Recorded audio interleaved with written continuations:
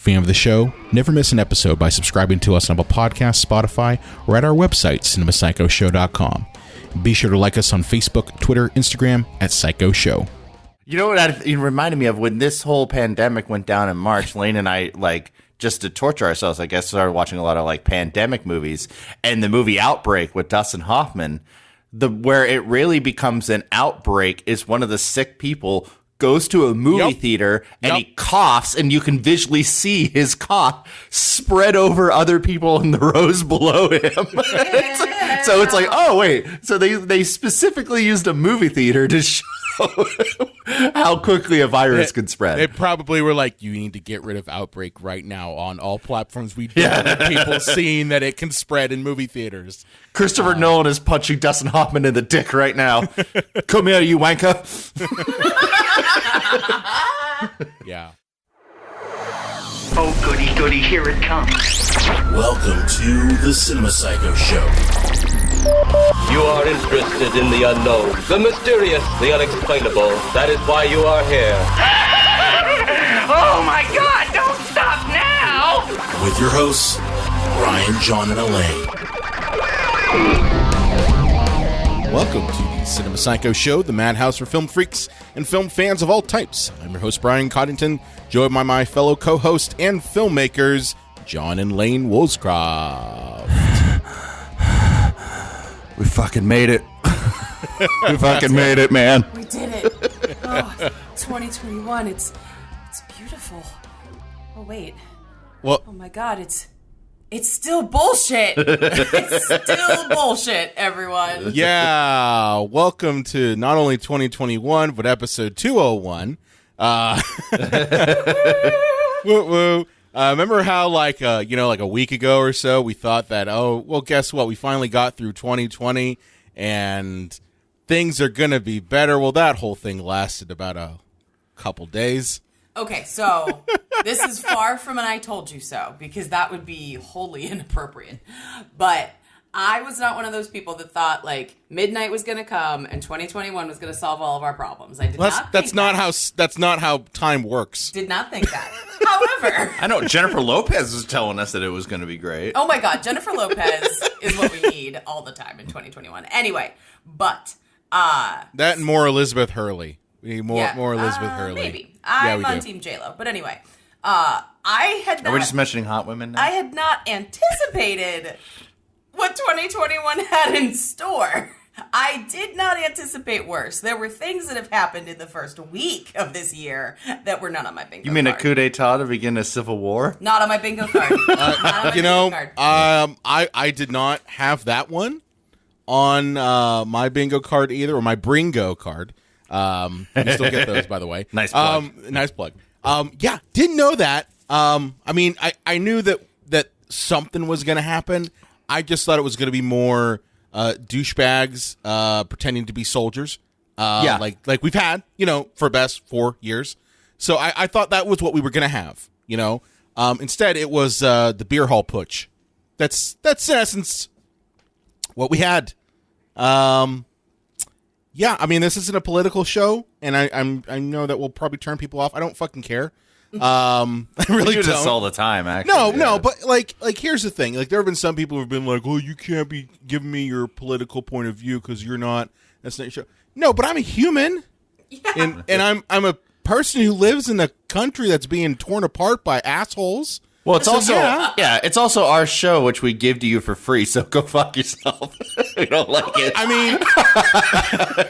Take. John coming in hot in 2021. 2021, John is angry, John. That was 2020 Brian. Now it's 2021 John. Yeah. But either way,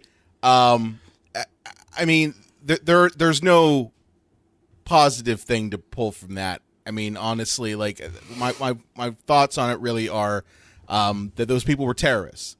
That's the definition of that is right there. You can say that you disagreed with the win. You can disagree with that, and that's fine. We did that in 2016. We got angry. We were pissed off, but we didn't bum rush the government. Like that's the difference, is that we organized, we pushed harder the next time around. And that's what I would tell any rational thinking person who's angry about that. Get them next time. That's why we have elections. Okay? That's the elections, and this is the truth. And I think I watched this because my wife and I were kind of glued to YouTube because we don't have cable. So we were glued to the whims of live things on YouTube, like news on YouTube when that whole thing happened. And elections are the reason we don't have civil wars. That's it. It's so that we don't have to fight each other physically every 4 years. That's literally what the election is. So, I don't know. I don't know about you guys, but I was disgusted, honestly. And it felt to me like a 9/11 moment.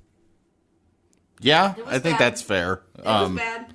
But the enemies were our own people. That's the sickening part. Yeah. That's for me. That's the sickening part, is just that some people, unfortunately, are so blinded by certain people's ambition and need to kind of put gasoline on already raw relations that they become cannon fodder for it.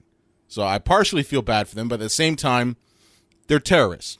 That's just it. I don't want this whole episode to be about that, but I think it's just kind of necessary to kind of get that out of the way. Now, for the 5 people who are left listening to this, we appreciate all 5 of you. We appreciate all 5 of you. And now allow me to kind of upsell you on another thing that we launched in 2021. It's our Patreon. Woohoo! The only thing people like better than politics is a cheap plug. Nothing like also derisive, I mean, not really derisive, but, just to deliver that and be like, give us your money. Well, I mean, I did. Fair, it's please give us your money. To be fair, I didn't plan on insurrection to kind of happen this week. I figure I'm like, well, before we get into 2020 and all that movies and everything that happened, that maybe we talk a little bit about the Patreon.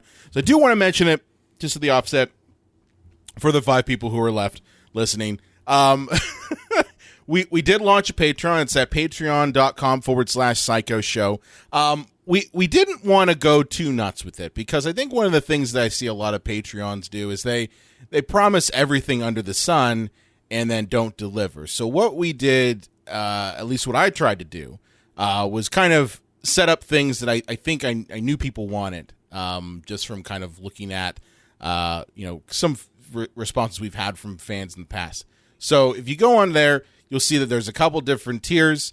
We have things going down from like just getting, a shout out. I think that's automatically something you get if you contribute to us, is you're definitely going to get a shout out at the end of every show, or at the beginning of every show. But you also get content from us that's direct. You'll get the ability to contribute to what we choose to cover on this show, which I think is pretty cool. So if you really love a specific movie and you're like, man, why haven't Brian, John, and Elaine ever talked about it? I want to have a say in what they talk about. Well, there's an opportunity. And then I think the best one, now I don't know about you guys, but the ability for you to come on the show, virtually, of course, and be a guest reviewer. That's also on that Patreon, too. So check it out. Cool. I think it's pretty cool. You can hang out with us. I mean, I don't know if we're going to do more live shows because that 200 one, man, that was a doozy. But I think look in the summertime. We'll give it 5 months. Give us some 5 months, and hopefully our country's not a burning smolder of ashes. But either way, check out patreon.com/psycho show to see more details on that.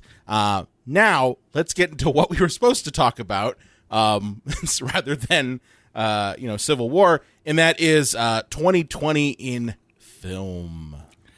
Okay, yeah. Normally these are kind of fun looks back on the year that was, whether it was we thought it was a good or bad year in movies. This was a hard list to put together, guys. It was very difficult. It was very difficult. And unfortunately, this year we don't really have our remakes, reboots, sequels list or anything like that because, all of those movies, they got obviously delayed. Right. Well, Yeah. I would like to open this show with a special shout out to John, actually, because John, number one, he did a shit ton of research for this episode. He is, as he always does for every episode. Yeah. But one of the things that John does as a habit that many of you listeners might not know is that John sees a movie under normal circumstances. He sees a movie in the theater nearly once a week, and I would say John sees about 40 movies in the theater a year. And for poor John to not be able to see movies in the theater last year, I just want to say that I'm so sorry. I'm that sorry you missed too, out buddy. on something that you love so much. And not just because you were scratchy and hard to deal with. No, I'm just kidding. I'm scratchy and hard to deal with under normal circumstances. That's fair. No, I'm just kidding. But I just think it's it's such a shame because and it's weird because for some reason I didn't like leaving my house before this. And so if John would go to see a movie, unless I really wanted to see it, I often wouldn't go. And now I'm like, all the theater time I could have had. It's not a thing anymore. Because I do like the experience of, seeing a movie in the theater with the lights off and everybody's quiet and your phone's away and all that. I do like that experience. You can sort of replicate it at home, but it's not quite the same. No. And we're going to talk a little bit about that next episode when we kind of discuss our topic, which will be the whole Warner Brothers going full in on HBO Max and kind of what that repercussion will be for movie going, not only during this whole pandemic, but also what it could mean after. Get ready. So that'll be a fun one. But yeah, I know I too, I don't, because I have children, it's kind of hard to go and get like some time to go, I'm going to go to a movie. So even before this, I wasn't seeing them in the theater a whole lot. But I definitely missed it. Missed the opportunity of just going places, like to the mall. But I think 2020 kind of was the dumpster fire for film, as it was kind of the dumpster fire for everything else. Am I kind of correct in that? Well, one thing I will say is that, barring, missing the movie theater experience, one thing is that studios actually released, a lot of their more thoughtful movies, the ones they thought, we'll just kind of maybe break even on these because it's not like some tentpole comic book movie like, Black Widow or the new James Bond movie. And these are actually a lot of the movies that people saw this year, the ones they would maybe ignore because they wanted to go see Aquaman 8, not to be a snob asshole, but and it's like, I'm like, it's actually kind of wonderful. The movies that we're seeing this year are about people, and they're subtle, they're quiet, they're about, things that are going on in our world. And so I think that 2020 actually released a lot of very thoughtful films that maybe would have kind of got lost under the radar, except at like award season any other year. So if there's any silver lining, there's that this year, so to speak. And two, we can't ignore the fact that all of these things were pushed, and movies that should have come out this year didn't. A lot of movies. Yep. Yeah. Because Black Widow was supposed to come out this I think year. it's coming out in June. So it's interesting. Speaking of our Marvel overlords, I think the Eternal... Sorry, that was awesome. Unless this changes or I'm mistaken, I think Eternals, which is supposed to come out after Black Widow, is now coming out before Black Widow. Oh, wow. And then Black Widow is coming out after that. So, yeah, I don't know. Yeah. So much for your master plan, Kevin Feige. Damn you, Corona. I couldn't have anticipated you. Give me the time stone. We're going to go back a little bit. Oh, that would be nice to have. But speaking of the virus and stuff, let's talk about a couple of things from this past year that we can actually talk about. And, when this first one went down, we were all still trying to figure it out. We had a whole episode dedicated to how the coronavirus was affecting movies and stuff. But, now we have, another 8 months since then, 7 months. Yeah. I'd be curious to listen to our episode because I didn't. It was a lot of guesswork, because we admitted we don't know what's going to happen. I wonder if we speculated that things would be okay again in 2020, and we were so wrong. I hope not. Yeah. But yeah, they weren't really able to salvage much of. The movie industry. The movie industry themselves, the studios will be fine. You don't know what maybe movie theater situations are going to look like after this. I have heard some rumors that AMC theaters are going to become Amazon theaters or Sony theaters. Oh my god! Yeah, the idea that certain companies are going to own movie theaters the way that we've already done this before. Yeah. Oh my god! Way that's back crazy. in the day. That literally required the Supreme Court to break up. They had film monopolies. studios. Yeah. That was literally and it's actually kind of funny. We're going back to that, which I anticipate is going to then lead to another breakup of that shit because that's a monopoly. Of course. Well, I mean, one of the things that I think is interesting is that North American theaters have been closed for about 9 months because of the 9 pandemic. months, okay. Yeah. And we're kind of seeing basically a domestic revenue, for the box office. It's at a 40-year low right now. Makes sense. And so one of the things that is a real indicator of that is, and I was talking to somebody about this, I can't remember who, but we couldn't figure out why Christmas was such a launching pad for movies. And I was telling whoever this person was, it wasn't you because you knew this already, but my mom and I used to see a movie in the theater on Christmas Day for years when I was younger. And it was something I really enjoyed, and we'll talk about this later, but my mom and I got to see a new release this year because of HBO Max, and it was nice to have that tradition back, so it was kind of interesting how just COVID has just changed things and made things different, but also maybe brought a few things back, I don't know. But one of the things that was really interesting is that there were no wide releases in the North American box office for the weekend of December 11th to the 13th. Wow. And it says that movie ticket sales for 2020, they were the preliminary estimates. I don't know what the final totals were, but it was inching toward 2.3 billion, and that would be the lowest showing since the early 80s, if not the late 70s, and that's before adjusting for inflation. Okay, when I said a 40-year low, I was thinking a lot longer ago. Not 1980. Yeah. God damn it! It was like the 1940s. Right, no, I mean, I was thinking the 50s and 60s. God damn it! No. But when I will admit, dear listeners, I went to see Tenet. I needed to go see a movie. Well, we had a long talk. Yeah. He was very respectful. I wore my mascases the whole time. But the thing is, I was actually relieved when I got into the theater but relieved and scared for movies because there was only 2 other people in the theater. They were near not the front rows, but the first section of seats, past the front row. And I went all the way up to the top in the corner by myself, and I thought to myself, man, this is the only big movie that's really coming out in movie theaters. I mean, unless this continues to be a trend this year. And there's only 2 other people in here. And it was a ghost town when I came into the theater. And obviously movie theaters make all their money off of snacks. I didn't buy any snacks. And then when I went to leave, I was noticing, the posters on your way out of coming soon because they want I want to come back and see that. Yeah. The biggest movie star on the posters that they had for the movies that they had in the theater or coming soon was Jim Caviezel.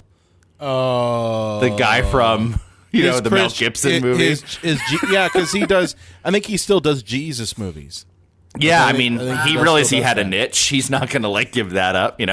He could do those white Dove Foundation movies. Oh, right. Yeah.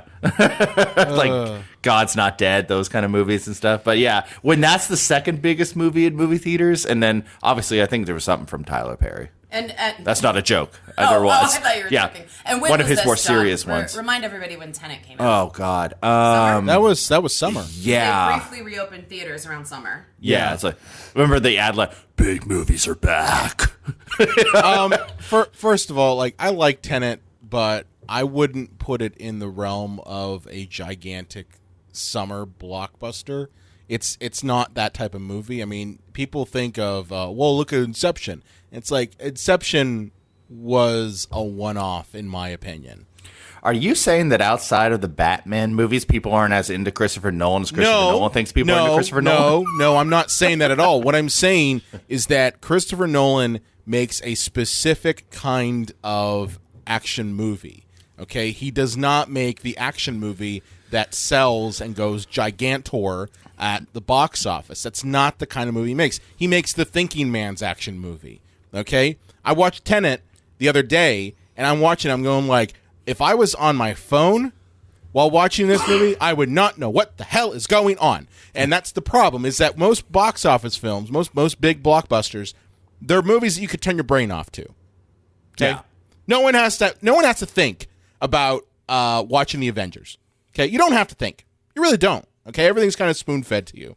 But when you've got a movie about things going backwards and forwards in time, and there's like turnstiles that cause the temporal shift or whatever fucking thing, that's a thinking man's movie.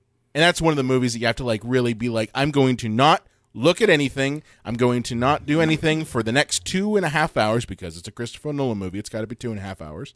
And that's what Tenet was for me, honestly. I didn't mind it, but I just also thought, like, there is no way in hell that this could be the gigantic blockbuster that people were saying it was going to be. It's got to be riddled with mumbling, emotionless people, and I have a hot take about Christopher Nolan. Okay. I don't think people like him as much as they think they do. Oh. They like him for Batman. They like him Yeah. for no, they And like Inception. him for The Dark Knight. Let's be real. They like him for The Dark Knight. That's and people true. think they like Inception because they want to seem smarter than they are. I like Inception. That's my dick take Ouch. for 2021. Everyone can be like, wow, the chick on this podcast is an asshole. But that is my hot. Oh, honey.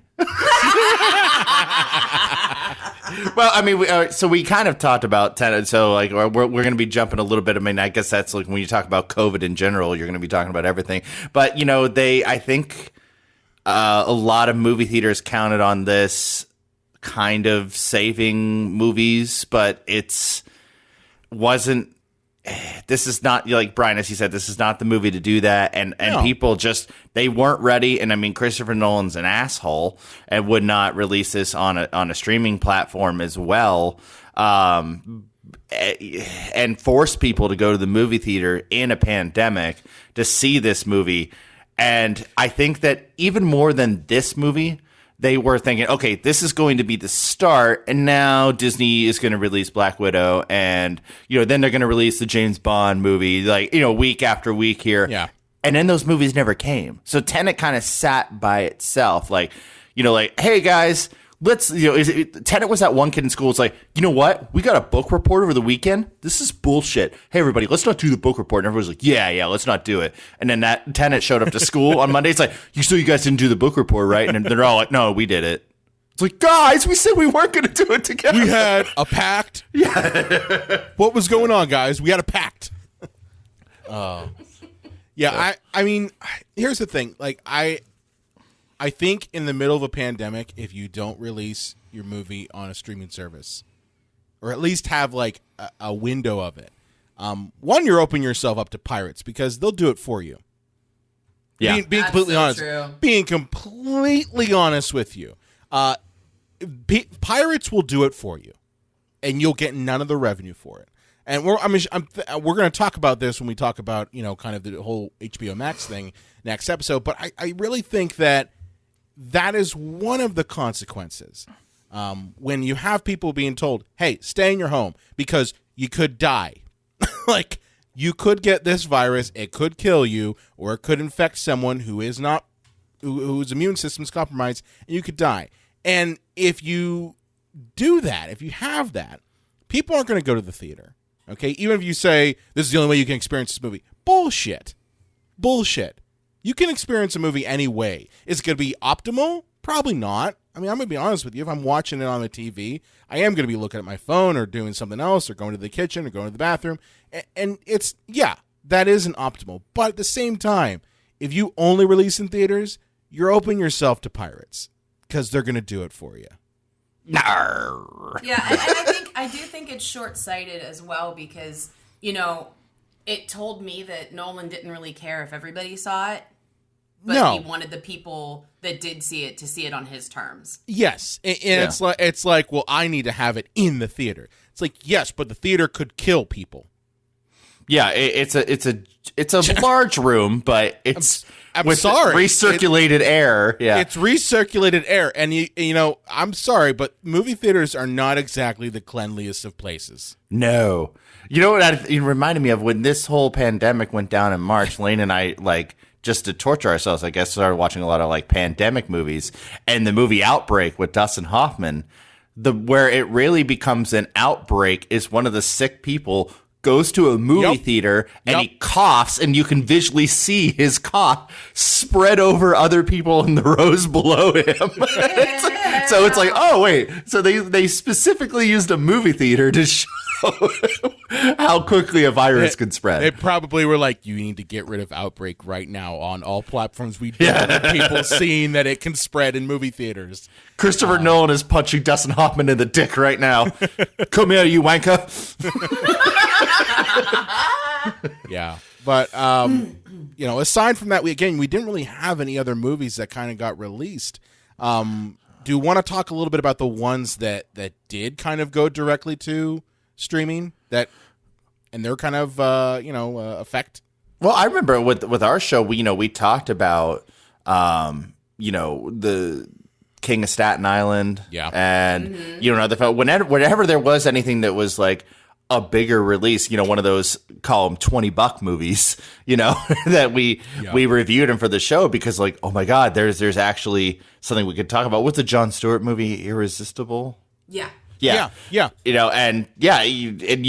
hoped. It reminds me of when you were a kid, and if anybody's young and don't know what I'm talking about, bear with this old man.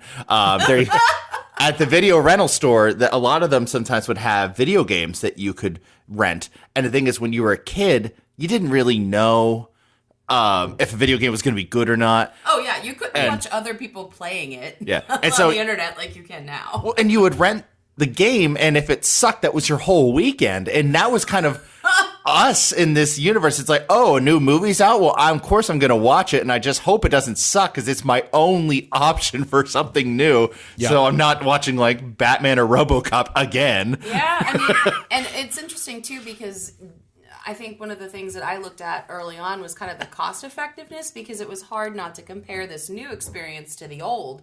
And in most cases, $20 for the two of us to see a movie wasn't that different from going to the theater because I remember was it the last thing we saw in theaters, John? Was it The Invisible Woman?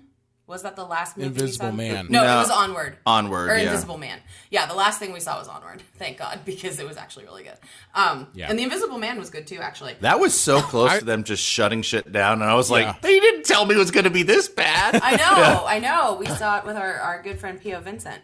But the tickets for The Invisible Man were $11.50 a piece. And so paying $20 for a movie, that's cheaper. Yep. And I thought especially if you have 5 kids or something, too. Oh my gosh. I can't you invite over your cousins and best friends. Well, Brian, actually, you shouldn't be doing that. Brian, with you having a wife and 4 kids, $20 is actually kind of a steal. So that's like a bargain movie night type deal. That's a $5 night right there. And I thought that could be an okay precedent. I thought, okay, well, maybe this would be really popular, especially with families. Mm-hmm. And I think that maybe we speculated on that, possibly in our early episode, early in the virus. But one of the first things that came out that incensed John beyond all measure, and he went into rage mode every time we saw ads for it, was Trolls World Tour. They decided to go ahead and just release it digitally. And I thought this Don't tell people my inner shame. Well, I think it would be more shameful if you were real excited and had a T-shirt of Justin Timberlake ready to go for the premiere, right? Because I saw the first one just on a whim because I watch cartoon movies. I think they're fun, and I thought the first one was fine. I don't know what he was on. I think she was smoking the hip you let her smoke. Should I tell you? It was not. But anyway, I thought this was interesting because it had the biggest digital movie debut ever as of April. And it grossed nearly $100 million on demand, which I thought was interesting. Well, see, that makes sense to me because it's a new movie to show your kids, and if you buy it, you can watch anytime you want, and you can just put the little shits down and just have them watch the Trolls World Tour movie, and they just are quiet for a while, especially when they weren't in school. You know, like just put on the Trolls World Tour movie, and they'll be quiet. Dial back the hate. And I was gonna say, you sound like you hate kids.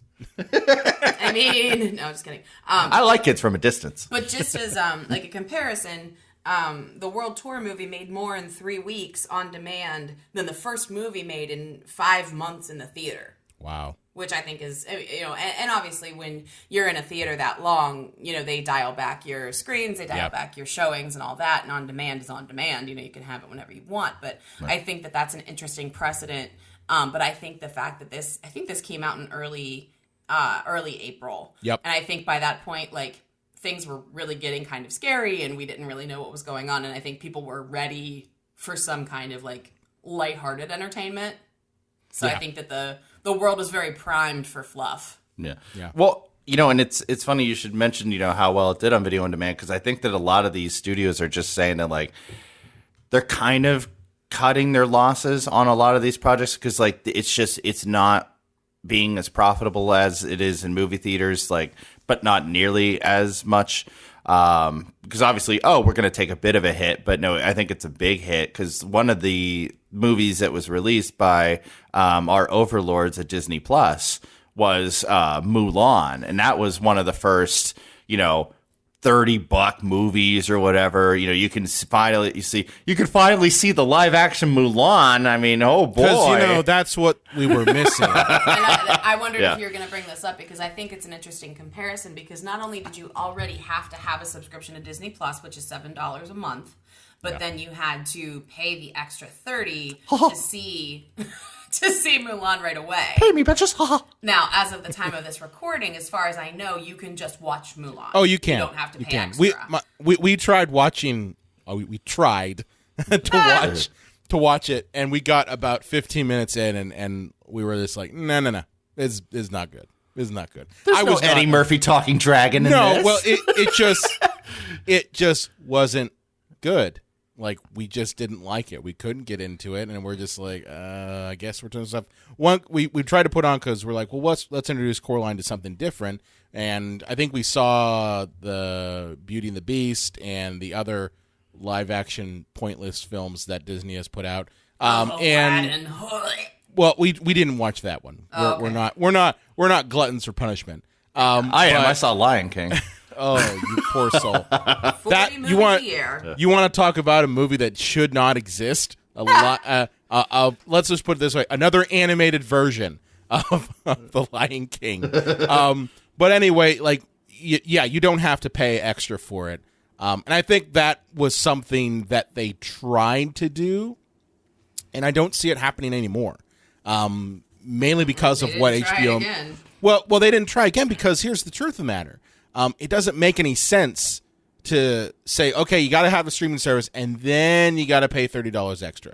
That was them trying to have their cake and eat it too, trying to preserve that theater income that they would get before they jumped to digital. Because that's the truth of the matter, It kind of makes sense to me in a way because, like, if you had Disney Plus, Mulan, like, if we weren't in a pandemic, Mulan wouldn't have come out on there. You still would have gone to the movie theater and paid at least $30 for a family to go see it at the minimum. So it wouldn't have been any different than having a subscription service of Disney Plus at home and then going to the theater to see their new movies. That's fair. But I think one of the things that's interesting in this case, and I mean, this is like probably a totally different podcast about like streaming apps, but what you would want to think about in this case, in my day job, I work for an app, so this is maybe why my mind is here. But if you have so many people, you want to think about people who are signing up for Disney Plus just to see it, because people did the same thing for Hamilton. Mm-hmm. Christ, you and I signed up for Disney Plus to watch Hamilton. I hit him. You couldn't see it, guys. But I like smacked him on the arm. But one of the problems that I think the gamble that Disney took was, okay, we're going to try to make money off of this movie because I think it cost $200 million to make Mulan. Probably. And, that's my guess. But if you have all of these new people signing up just to purchase Mulan, what's your churn rate? You know, who's going to stop using the service like right after they watch Mulan? Like who's going to leave And how the many are they service? hoping forget to stop it? Right, but Yeah. I think that if you inflate your numbers that way to like try to get a bunch of people to sign up for one thing, you're also setting yourself up for a high churn rate where a bunch of people drop the app like right after. So I think that was the gamble that they took, and I just don't think the movie was good enough to keep people on. I think a lot of people it would was be bitter about it. It was a sacrificial Disneyland. Like it was big enough to get headlines, but it was also wasn't like, you know, obviously last year Avengers Endgame, like they would have never ever released that, you know, for $30 on Disney Plus. Well, you know, they would have held it back and so it was a big enough name to get attention, but not so big as that they thought they were gonna fuck up a $500 million tentpole. Yeah, I will- they've held lesser movies. I mean, back, honestly. here's the thing: is what they should have done, in my opinion, is put it out there and not charge the $30. Made it something where it's like, guess what? You can get this. You can watch Mulan, and then on top of that, we're going to keep you here because we've got Mandalorian, because we have these other shows. So it's one of those things where you grab them with a movie that's not like. Honestly, I'm kind of with you, John. I don't think that Mulan is the draw that keeps people there. And I don't think it's worth $30 on top of a $7 subscription. But if you had another movie like an Endgame, for instance, that got people on the service, and then you hit them with, hey, look what we've got also on here that's worth sticking around for, then I think that helps. And I think to some degree, because of, and I don't know if we're going to mention this because it's not necessarily about movies, but it is worth mentioning that I think 2020 has shown us even more the resilience of series on streaming services. You know, I think those in particular, like Tiger King, like The Queen's Gambit, like The Mandalorian, have proved more resilient in this atmosphere than films have.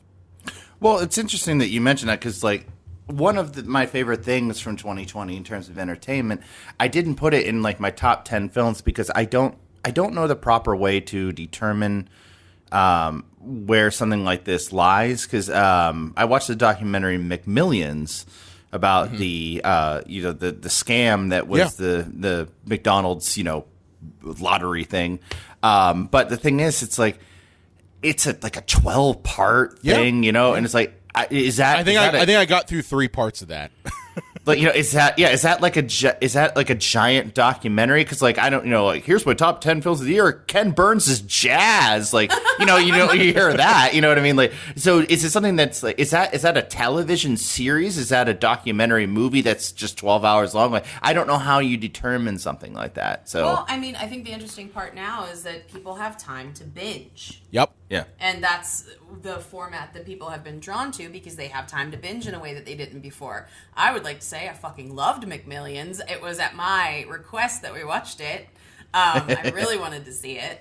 And we ended up having a good time watching it. What was it? Officer Doug, that one guy. That one freaking guy in that show. But no, I mean, I thought it was fascinating, and because we both like debated. We were like, should we start this thing called Tiger King? We didn't really know what it was. Oh my God, so good. And so we ended up starting McMillions first, and I don't regret that we watched McMillions first. We did eventually watch Tiger King. Well, because McMillions is an actual documentary and not just a fucking scam, which was Tiger King. I still loved it. I don't care.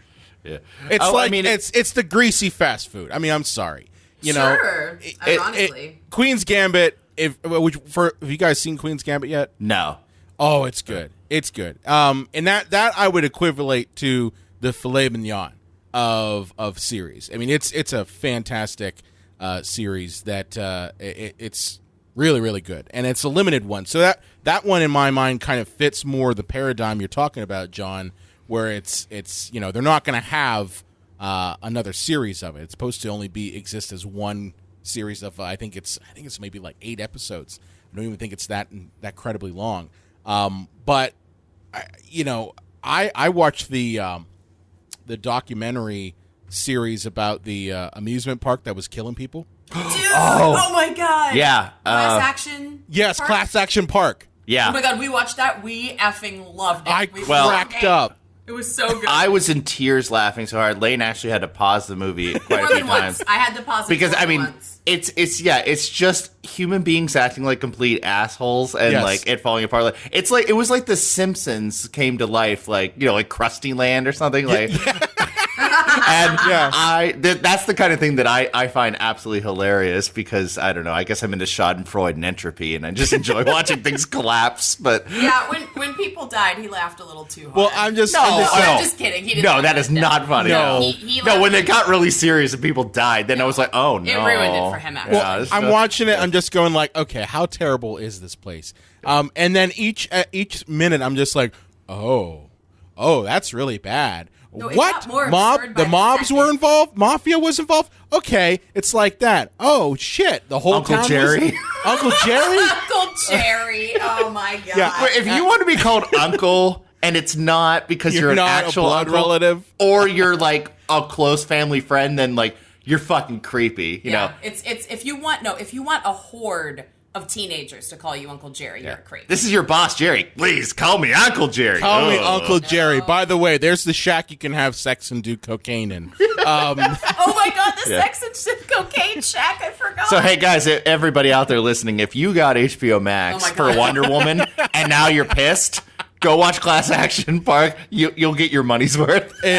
I It wouldn't really even be mad was. if you turn us off right now to go watch Class Action Nope. Park. No, Just no, let us know no. if Don't you turn us want. off. Never Don't turn turn us us off. Only Pause listen us. to us, actually. All right. Pause us, watch Class Action Park, then come back and listen to the rest of the episode. Fair. But yeah, let's talk about Tiger King because that was our COVID nightmare, our country's COVID nightmare, like watch along. No, that was better or our worse. escapist fantasy. Let's be honest here. That's what Tiger King was. It was so ridiculous that it gave us a minute to step away from the horribleness of our Twitter feeds, of doom every scrolling. news. I learned the that doom was this scrolling. year. Yeah, the doom scrolling. All of the horrible shit that was happening. Seeing the case count creep up and the death count creep up. 200,000 cases. Now, I've up to I forget what we're up to now. Are we up to 500,000? Probably. Past that. But the point is, I think that you needed something cathartic and so off the wall to basically be the escapist fantasy that we needed. We needed Carol Baskin and we needed the Tiger King to escape from the hell that we were experiencing day in and day out. Well, I know this is a different conversation, but I hated that this movie portrayed itself as an actual documentary when you find out that they made up quite a bit of it. The editing, they lied to you constantly in the edit. They manipulated things left and right. Like, this is as much of a documentary as like Making a Murderer. Yeah, well, as one of my YouTube videos is a documentary. Ooh, I like the plug. Well, one of the things about Tiger King, I will say, and maybe it's just because I either wasn't expecting it or, I wasn't paying close enough attention, is that I didn't realize that, like, the Tiger King was in jail that whole effing time. I didn't realize that there was so much footage of that guy from his life that, like, they didn't even do a single frame of him, and that was all footage that already existed. That blew my mind. Brian, in the U.S., there's 22.2 million cases of COVID as of today, and then Well, I mean, there was deaths of 200,000. That's what I meant by that. we're up to 373,000. Oh, cool. Yeah, great. Almost one for every day of the year last year. Wow. Cool. Great. Well, that was peachy, but just like Tiger King. So that was, it was almost nice. Like, the only thing I would say was nice about Tiger King, like, I mean, don't get me wrong, I was entertained by the badness. It was entertaining. Yeah, but the thing is that we all kind of watched it together, for better or worse. Like, it became like Bird Box, only we couldn't leave our house. Well, that's the thing about binging, I think, that has other appeals, that when something gets popular, one of the things that I don't like is that I don't talk about it on social media, because the streaming platforms count on you doing that, because you're doing their press for them, you're doing their advertising for them. Yep. But it is fun to watch stuff with your friends and be like, oh my God, that's crazy or whatever. I mean, I was just talking about Sabrina, which is one of my favorite shows on Netflix. I was just talking about it with a friend last night, and she, not this past season, the newest season, but she didn't like the previous season as much as I did. And I was like, what? And it's so fun, to talk about that stuff with people when they're through the whole season, to discuss shows especially as they come out, like when they're brand new, when they're fresh, Well, guys, here let's keep the ball rolling here. And just as prayer is the last refuge of a scoundrel, multiverse is the last refuge of a comic book scoundrel.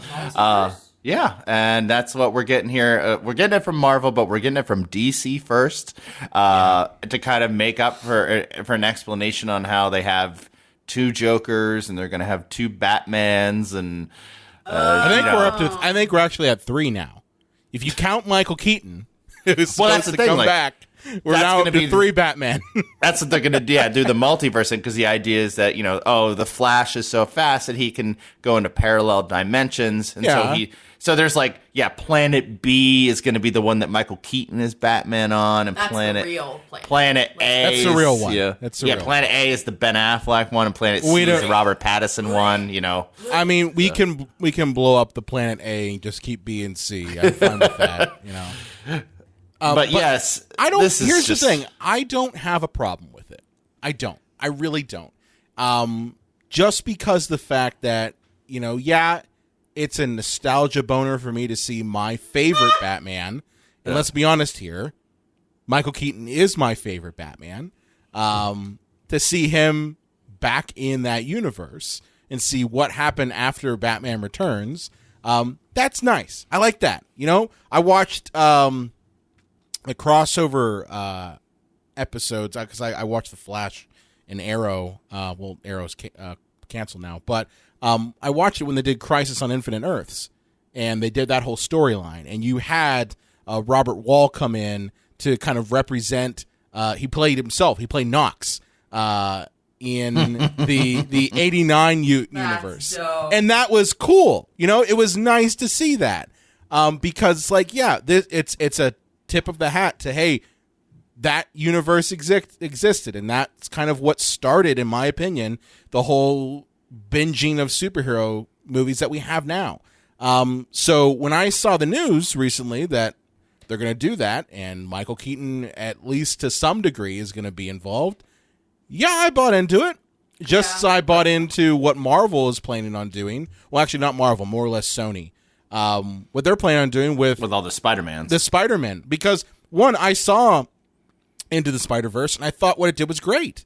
Mm-hmm. I loved it. And I can only imagine just doing that live action. I think bringing, even though I didn't really care for Andrew Garfield, but I did like Tobey Maguire. Yeah.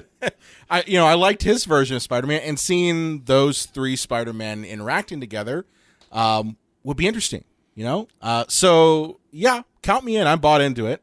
I mean, it is a get out of jail free card, though. Oh, yeah. I mean, but let's look at this from this point of view. What's the alternative that we keep asking for the Justice League Snyder cut and keep, pining for that, which I don't know about you. I have a feeling it's not going to be that great because people are kind of holding it up as the last great hope to make a movie that really isn't that good. The last great hope from their great white dope. Yeah. Well, that's another thing is that was such a big story this year. And I don't give two shits about Zack Snyder. I don't give 2 shits about his movies, but I think had a just morbid curiosity. I probably will watch the original Justice League again and then watch the Snyder cut just to see what the difference is. I already did that in watching the actual Justice League. I watched 5 minutes of it the first time around when it was online, and I was like, I'm done. And I was I was like, you know what? I really do need to give this thing a full watch through. And it's as bad as I thought it was going to be. I keep thinking to myself, how do you make this better? And I guess my morbid curiosity is how much of Zack Snyder was left on the cutting room floor and replaced with Marvel Corpse. You know, like that's my morbid curiosity. What's the ratio? I'll watch it, but then I have a feeling that no matter what, it's going to be a disappointment. Well, I mean, I think that the psychology at play here, it doesn't take like a psychology expert to see how the machine of Hollywood is kind of playing on us a little bit, right? Number one, by the way, John, extra points for Great White Dope. That needs more love than it got. But, you know, just like I didn't need a psychologist to tell me what I was doing when I tore apart our house when COVID really got underway last year and renovated 2 rooms in it. I didn't need a genius to tell me why I was ripping up the floor in, you know, unadulterated rage. But I think that this nostalgia play, I think the easiest way to do that is with superheroes. And I think that all this buzz about, you know, all the Batmans, I mean, I think it's the times informing what's coming out of the theaters. And I think that that's fascinating because they may not be playing, or they may not have played the nostalgia card this hard if they didn't know that we were just dying for it. Because, I mean, let's think about it. You know, we're adults, the 3 of us, and most of our listeners are sort of our age. And I'm an adult. I mean, you can do whatever you want. No, I'm just kidding. But, like... If I had Legos in front of me right now, I would just be like, get me a juice box. I'm going to play with these Legos. I mean, I got a box of Legos right next to me in my office. So. Sweet. Don't tell me that. No, but no. I mean, seriously though, being an adult is exhausting anyway. And like now, this is like our 10th historical event that's happened in our lifetimes this week. I mean, like something all like this that. shit that's happened to us since like 9/11. I mean, being our generation is absolutely exhausting. So you're saying I want Michael Keaton as Batman. Well, I think the business of being an adult is insane anyway, but we have this generational trauma that just never seems to stop. So I don't think it takes a genius to figure out why these movies have so much appeal. Well, guys, to kind of end like the year in review part of this here on a sour note, but it's kind of one of the biggest stories from last year was the passing of Chadwick Boseman. Yeah. Oh, God. You want to talk about that? I cried for 2 days. How can we not talk Fuck about it? I mean, you. Black Panther died in the prime of his life. I mean, I mean, obviously, none of us knew he was sick. So I was about to say I didn't know he was sick, but none of us did. No. And then when we found out, that he passed away, that was... You don't expect to hear that because, God, what was he, in his late 30s, early 40s? I think he was 41 or 42. 40, yeah, something like that. And you don't expect to hear that, and especially like, not that this matters on iota, but you don't expect somebody who's in a tentpole film franchise, to pass away. Not that Black Panther matters a goddamn to the man's actual life, but like... I think it does in a way. I mean, I think that the work he did was really important. And, I mean, if we want to make a Marvel comparison, like, we were all super sad when Stan Lee died, but no one was surprised. Yeah, he was in his 90s. It was his 90s. The surprise here is Chadwick Boseman's appearance of vitality, right? Like, we thought he was fine, and we realized he wasn't. And the idea that he went around to hospitals helping, cheer up cancer kids and all of the charity work that he did and just the honor he had as a human being, I'm going to cry right now. Fuck you, John. Fuck you. I don't know why, but that hit me so hard. That made me so sad for days. I was sad for days. Yeah, it did mess you up quite a bit. And like, not that we need to worry about what our good old Disney's going to do, but I don't know where the franchise goes from here. From what I understand, they've already made mention that they're not going to recast. They've already said we're not recasting. You can't recast someone, and I mean the truth is that Chadwick Boseman made that role. Mm-hmm. I don't think you can find anyone else to occupy that role. It's not even worth doing. Plus, as you said, he did more with the time he had with his fame than most people would do in their whole career. Like he did contribute to charities. He did go to visit hospitals. He did so much with that minimal amount of time that he had that it would really be a disservice to his memory to recast him in what I would argue is probably his most iconic role as Black Panther. And he that did isn't do just serious things too. You know? He did serious things. I saw Ma Rainey's Black Bottom a couple weeks ago, and his role in that was so good. Like, he was so good in that movie. Have you guys seen it yet? Yes. I haven't.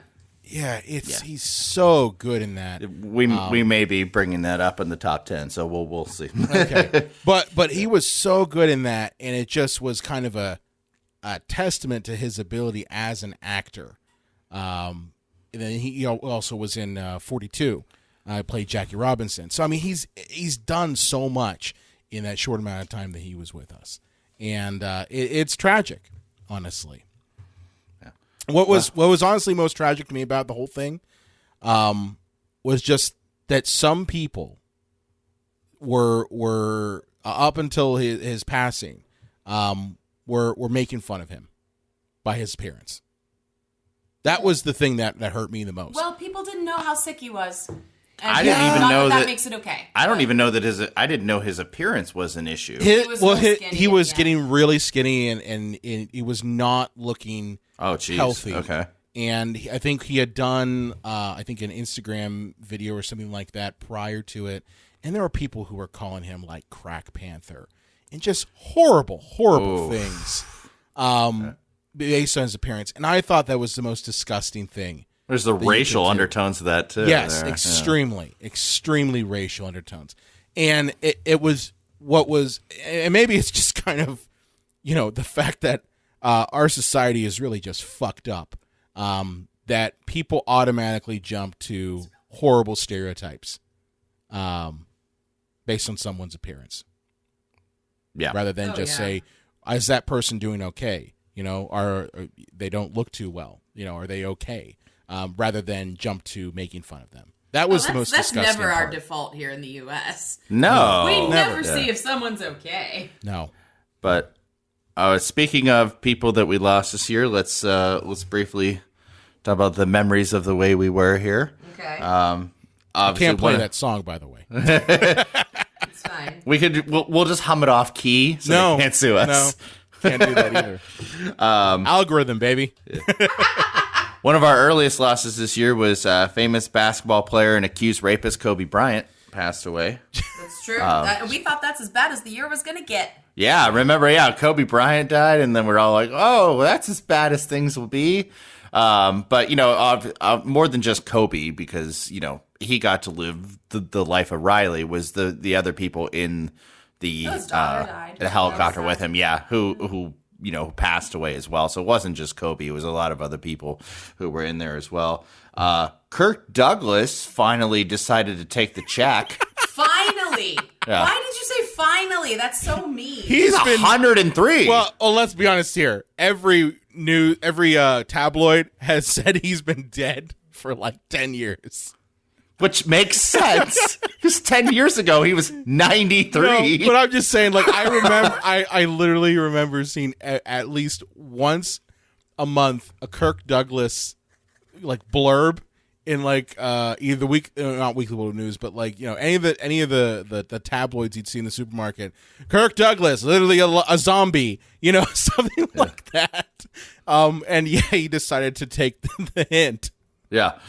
My God, 103. Forget his amazing career as an actor and as somebody who was a huge voice during the whole McCarthy era, dissenting voice, like in the positive, just living to be 103 is an achievement in and of itself. I don't care who you are, Death literally was just hanging out with him for the past 10 years going like, so, Kirk, you good now? We good to go? No. Yeah. No, not yet. What the heck is like? Not yet. No. No. Well, Michael Douglas is older than balls, and that's his son. I don't know what's wrong with you two. I really don't. But anyway, Eddie Van Halen passed away. That was a shock. There's no old rock and roll stars though, is there? No, except Keith Richards. Keith Richards does not. Yeah, the devil hangs out with him, and he's just like, I'm not even going to come by. You're good, right? They say he can't be killed. He can't be killed. Roy Horn of Siegfried and Roy has passed away, so I think that show now has to be called Tiger. Oh, John. John, come on. They just bring the tiger out on stage, and then he just goes and starts smelling the catering and starts eating that. Like, He stop. wasn't evil like this when we were first married, guys. Little Richard passed away. I always thought Little Richard was always going to be around.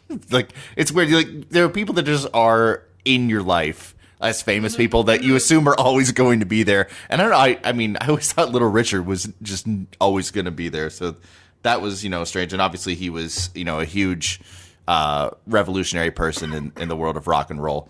Naya Rivera of Glee, that was a sad story. God, Yeah, that story. that was That sad. story fucked me up this year too. I think because it just was so scary and uncertain, and like we knew, but like we didn't know for a couple of days. Oh God, and her son was so young, and he had been there, and that was awful. And then her like fellow cast members were there like the day she was found, like just standing on the beach holding hands. Oh my God. The curse of Glee. I cried so much last year. Jesus. Jerry Stiller passed away. That's right. I forgot about that. Yeah. Kenny Rogers. Oh, yeah. Yeah. Isn't it awful when you're like, oh, yeah, it's that person died? Yeah, he Oh, died. it's really bad. Friend of narrative films, Fred Willard, Yeah. passed that was away. so sad. I didn't realize he was in his 80s at that point. Yeah. Yeah. But hey, if you want to see one of his last films, you can see Here Comes Rusty, available to you from Narrative Films, available on that's video right. on demand. That's right. Mhm. It'll be out hopefully soon. That was a free plug, guys. That was You a did- free plug. Yeah. Kelly Preston. That was Was a surprising. surprise. Yeah. Very Cancer, right? surprising. Yeah, breast cancer. Yeah. And I probably my favorite comedy group of all time is Monty Python, and we lost Terry Jones this year. Yeah. That was rough. Probably I would say he was not anyone's. I mean, maybe, but like not commonly one of people's favorite Pythons, but he really was the glue. If you go back and watch those skits, like he's in just about every one of them, either as a crazy character or as the straight character. So he really was kind of the glue for Python. Terry Jones was, if you needed somebody, you could just put Terry in there. Olivia De Havilland, 2-time Academy Award winner. She passed away. Ian Holm, who played Ash in Alien. Yeah. And he also was in The Fifth Element, a bunch of other movies. Great actor. Honor Blackman, which I know is like, oh, who's that? Like her on-screen name is even weirder. Is Pussy Galore from Goldfinger passed away? Yeah. Yeah. So, so Pussy Galore is dead. That's got to be a weird thing. Like when it's like Honor Blackman, known as Pussy Galore from Goldfinger, has died. It'll be like, the headlines. That's got to be an odd thing. It's a little strange. Regis Philbin. I was not surprised by that. He was in his 80s or so. I mean, like, he was old when he did Millionaire, too. So Right, like, yeah. I kind of assumed that was coming. like his jaw would fall off doing the show. Who wants to be a million? Oh! And you have to put it back on. Can you be a little more respectful? Do you want to photo? My God, you're as bad as he is. Yeah, I am. And James Bond himself, and sometimes women are asking for a smack. Sean Connery passed away. That's okay. What? He bragged about beating women. I know. He's not that great. But yeah, I mean, that he, for better or worse, he is a huge, huge icon. Yeah. More than just James Bond. You had the Untouchables. You had, fill in the blank here. He was the man now, dog. My mom once told me she wanted to run barefoot through his chest hair.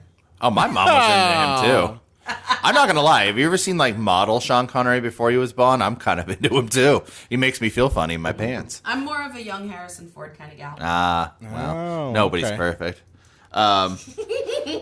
David Prowse, the original Darth Vader. That's We lost him, and we also lost the original Boba Fett yes, as well. we did. That was real late in the year. Yeah. And obviously, I know this isn't in the world of entertainment, but it broke my heart, and I do want to mention it. Is Ruth Bader Ginsburg. Oh my gosh! Yeah. Of course.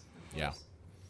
And obviously, towards the end of the year here, we lost Alex Trebek. I so can't talk about it. No.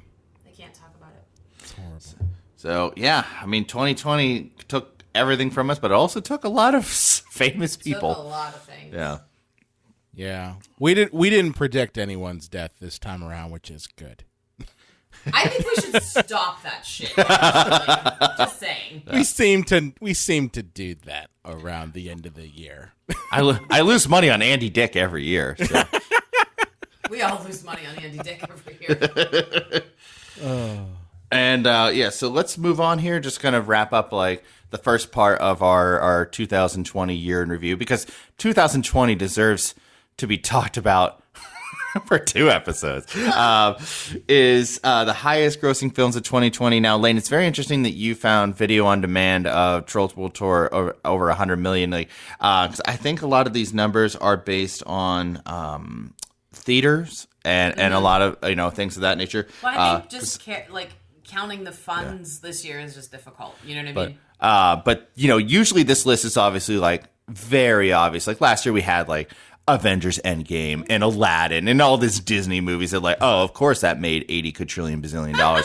But this year I find hysterically funny. And are you guys ready for this? I don't think I am, but here we go. I don't know if I am either. I'm sitting here, so it's fine. Coming in at number 10 is The Gentleman, which I'm the one of the only people that saw this movie. The Gentleman? Yeah. Oh, you asked me if I wanted to see this, and I said no. Yeah. It came out, I think, early February. And it was a crime caper kind of movie. Starred McConaughey. Was it any good? I don't even remember. It was all right. It was decent. I think I gave it a 6 out of 10. But it made $36 million, and that's your 10th highest grossing movie of the year. Christ. Buckle up, everybody.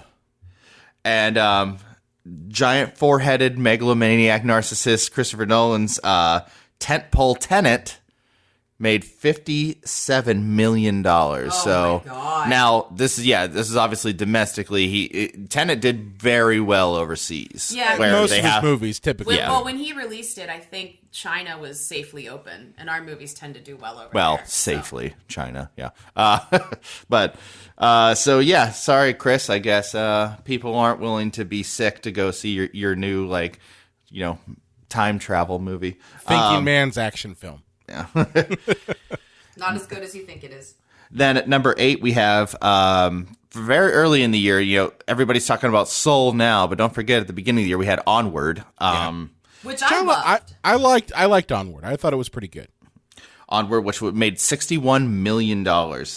So at the bottom. So that's number 8, guys. And it was in theaters for what, like a week? It would have made so much more money. Yeah. Oh, yeah. It 'Cause probably was in theaters for would like have a been week, 500 and then- million or something. Yeah, and then most places were locked down, and then they just were like, okay, Amazon Prime. They just threw it online. And do you guys remember? I obviously refuse to see it, and I will go to my grave not seeing it unless it's so bad that people want us to review it for a Pantheon. You ever see the trailers for the Call of the Wild movie with Harrison Ford and the digital dog? Oh my God, no, my mom said she saw it and she said it was okay, and I was like, no, don't tell me that. No. Yeah, bad mom, bad. I know, that's what I said. But I hope she doesn't start listening to this. But Call of the Wild made $62 million, so the digital dog movie made $1 million more than Onward. Jesus Christ. The digital dog movie. Hey, I will say this. When you see how badly animals are treated on sets, like, I will take a non-believable looking dog if it means like that they're not abusing animals to make Animals are movies. treated badly on set Yeah. in movies? Yeah. Not all the time, A good chunk of them are. Yeah. Did you guys hear? He was my boyfriend just now. He was like nice to me because I was sad. Did you guys hear it? He's my boyfriend sometimes.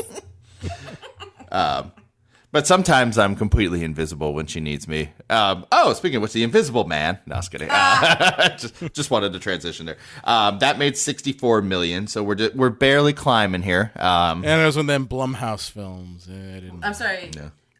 That was the second to last movie we saw in the theaters, right? Yes. Okay, that's what I thought. I actually didn't mind it for it being a Blumhouse film. I actually didn't mind. Your mortal enemies. They're not mortal. Listen, my mortal enemies are in hell right now. Looking Fair. at you, Ebert and Siskel. But no, like it was okay. It was okay. I was very surprised actually because I didn't expect anything.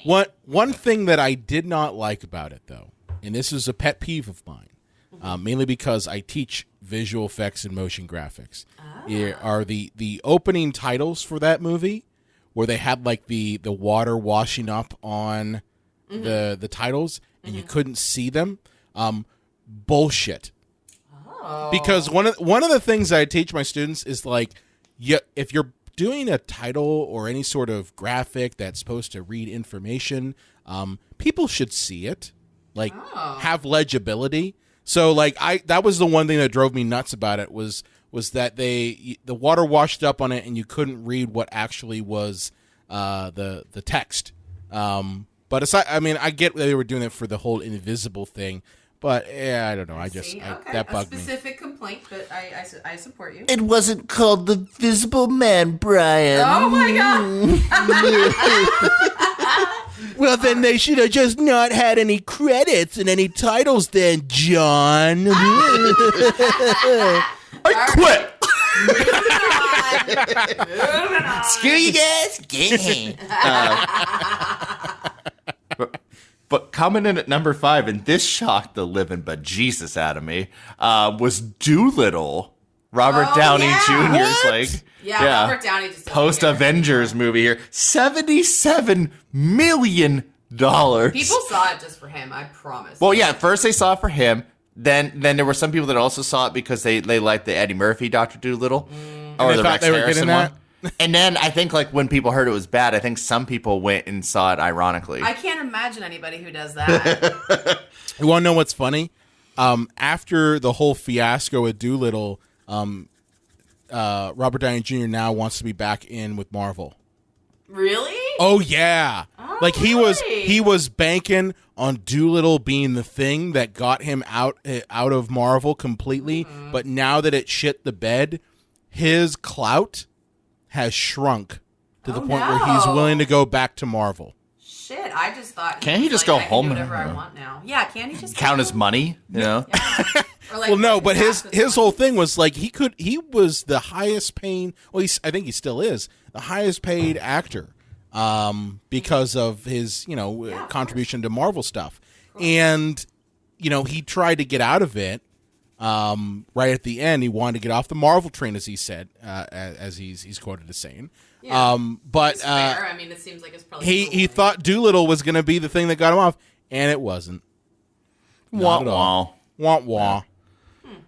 I don't know. Go make some indie movies, dude. You're worth like $80,000,000 trillion. Like.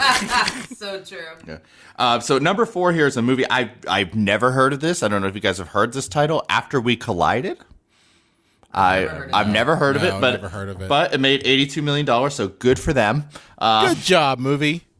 Birds of Prey came in at number 3 here at $84 million. Dude, when I was looking up movies for this episode, I was like, that didn't fucking come out last year. It was a long year. No. It was before the dark times. I know. Before the dark times, like, long ago. Because, I mean, I remember the long ago time, yeah. I remember seeing that with you. I remember all of that. Like, I can't. I fucking can't. We reviewed it in person. I know. Yeah, that was one of our last in-person reviews. Yeah. Chris Lemke came on and helped us out with that one. Yeah. Bananas. All right, here are the top 2 guys. Oh. Sonic the Hedgehog. I knew it. I fucking knew it. Made $1.46 at the box office. Jesus. I guess we all needed Jim Carrey dancing as Eggman in our lives, So 146 million? Is yeah. What you're saying? Okay. Yeah, I made $146 million. And your highest reigning, defending, undisputed box office champion, Bad Boys for Life, was the highest grossing goddamn movie of the year. Everything. Big Willie, man, he's still box office strong when there's a pandemic. Everything. $204 million, guys. Wow. Christ. And I mean, I guess that movie, it came out like, I think late January, like usually where they dump garbage.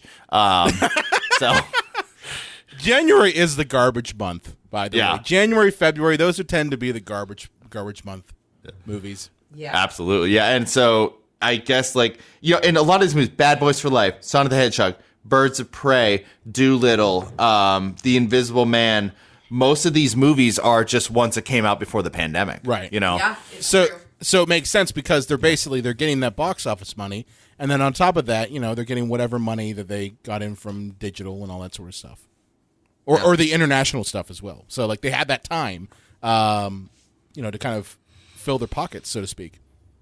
Yeah. So that was a box office, ladies and gents. Crazy. Oy, that was hard. What a year. that was a year. I aged 4. For next episode, we're going to give you part 2, which we'll get into some of our favorite movies from 2020, right? That's kind of what we're planning on doing. Yeah. Correct? Yeah. Definitely. And then also talking a little bit about, you know, some streaming stuff. I was able to make a top 10. Okay. Amazingly. It was very difficult this year, which we'll talk about why. I mean, obviously, dear listener, you know why. But but we'll get into that, you know. I don't know if you'll like what I have cooked up. You guys might be mad at me, but we'll find out. Okay. Tune in next time. Tune in next time. With that said, come back and listen to us with our part 2 on the year that was 2020 and the dumpster fire dump with gasoline that it is. John, where can they find you at on the Twitter machine? The Unreal Jables. Lane? The LA_Croft. Sorry about that. I got in your head. You Got in your ruined head. my life. And you can find me at Bryant Coddington, also from the Psycho Show page. Be sure to like us on Facebook, Instagram, Twitter, at Psycho Show. You can also find us on the Epicast Network at epicastnetwork.com. If you have a favorite movie or quest you want to throw our way, you can contact us at cinemapsychoshow.com. And be sure to subscribe to us on Apple Podcasts and iTunes. And we will see you next time. Highest grossing movie of the year. We need to greenlight another sequel, Bad Boys for Death. Oh, my